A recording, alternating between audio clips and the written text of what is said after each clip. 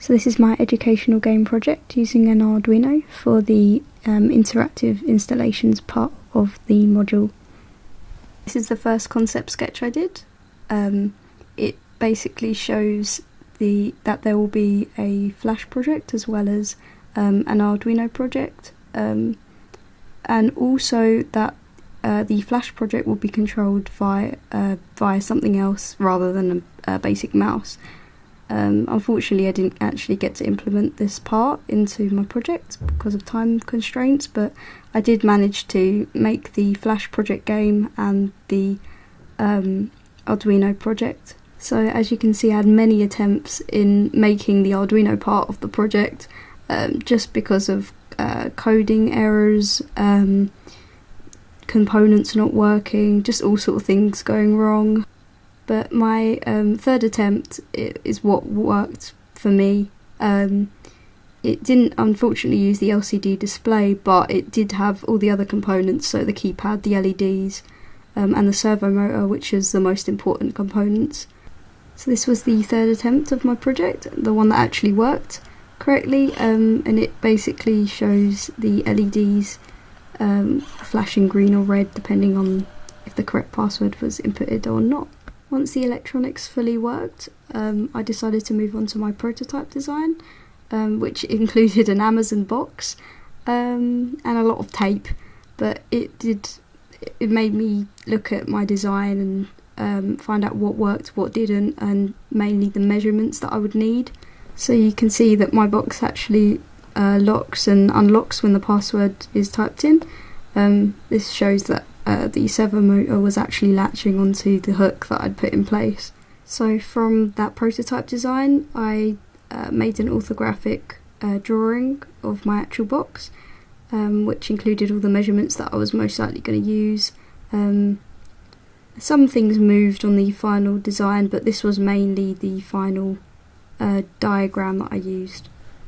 From that point, I bought an unfinished box off of Amazon, which I sanded down, painted, drilled holes and made space for all the components that were going to fit into the final box.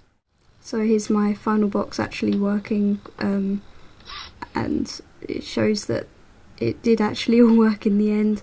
The servo motor and the hook did work, even though they needed some DIY, which could be improved quite a lot.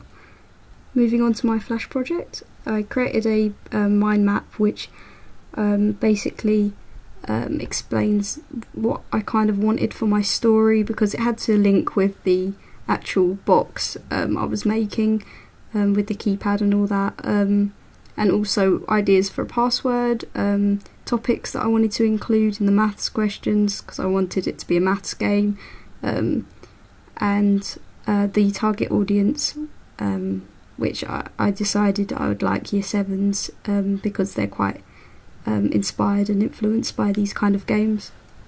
So these are the scenes that I actually drew out on the storyboard.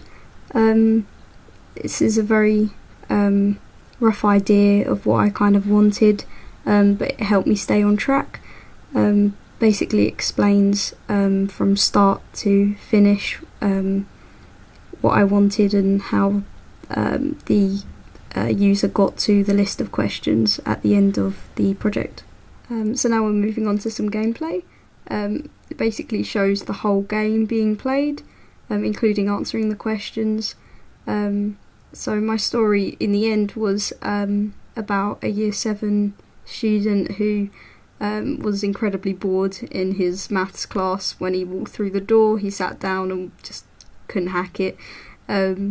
So instead of kind of listening in on the class and making notes, he decided, I'm going to play on my phone, which is definitely a mistake, because basically phones aren't permitted in schools usually, as it is, especially during class. So this idea kind of fit quite well.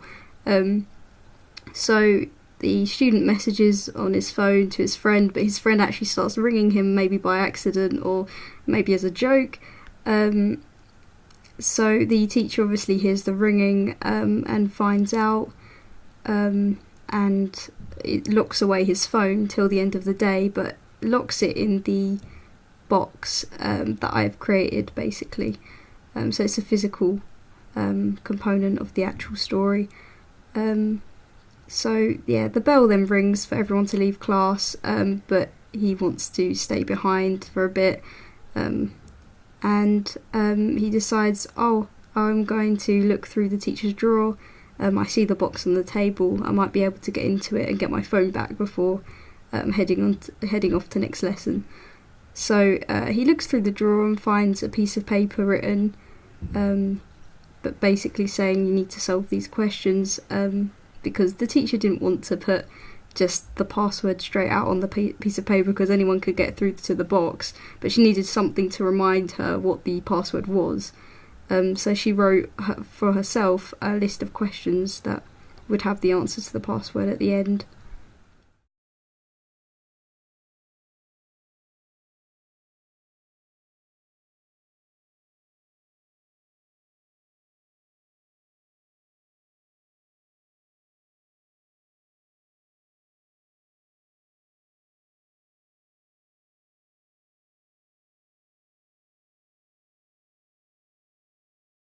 So the questions were all answered correctly and the password got given to the user. So unfortunately I did want the password to be the answer to all of the questions because that would have linked quite well, but I couldn't find a way in the actual code itself to change the password so that it was more than 3 digits long. I'm sure that's something that I could change, but I couldn't really find where in the code that was to change the maximum amount of digits the keypad would allow. So this is the game over screen. So if, for example, you answer the question incorrectly 3 times, or end up pressing the submit button 3 times, you get sent to a game over screen, which is actually the student getting caught and ends up getting a detention from the teacher that catches him. Then moved on to my user testing. The first test subject was Alexia, who went through the whole story, but unfortunately couldn't even answer the first question. This may have been because it was too long ago since she did maths. My name is Andre, I'm 14 and I'm in year 9.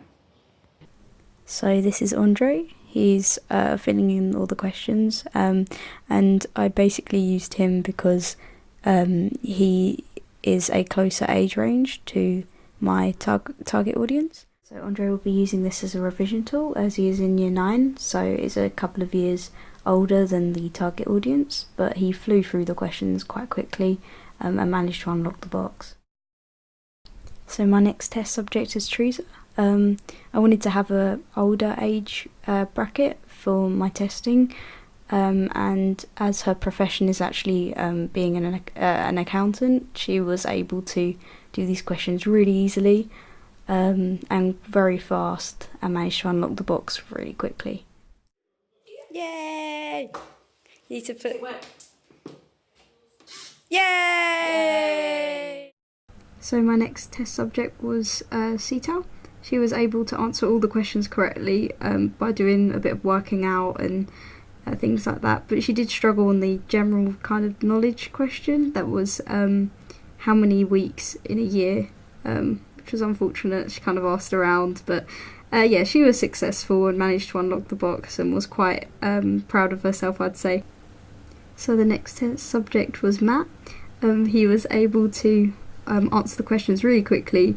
This was probably because he'd done A-level maths and things like that. So he kind of flied through this. He managed to unlock the box as well. So my educational game was for the educational game industry, and it was based towards year 7 students. However, this could be for mainly anyone really who wants to revise maths, or people maybe year 8, year 9, etc., because this would also be on the curriculum. It's a good revision tool. So this industry has died down a little bit from what I remember as being a child. There'll be lots of things like brain training, CDs that would be educational, that would still be fun, but I don't really see these around anymore. And it also, schools find it quite difficult at the moment to incorporate these sort of games into their lessons and into the classroom, as they don't have a updated curriculum.